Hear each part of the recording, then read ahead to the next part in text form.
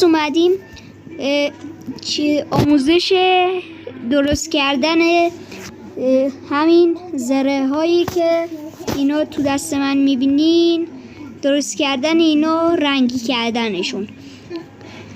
به یه پرچم و یه دونه از همینا نیاز داریم که میتونین هم پرچماتون رنگش کنین. من این پرچم رو ساختم که تو دستم میبینین و بریم که آموزش درست کردن همون زره رنگی رو درست کنیم. میتونیم این دوتا رو ترکیب کنیم.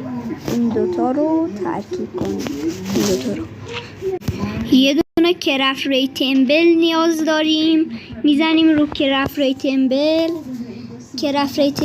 یه دونه اینامو میذاریم اینجا، اینم میذاریم اینجا.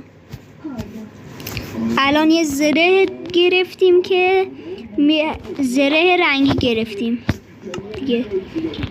نگاه کنیم زره ما الان رنگیه. با آموزش‌های بعد خداحافظ.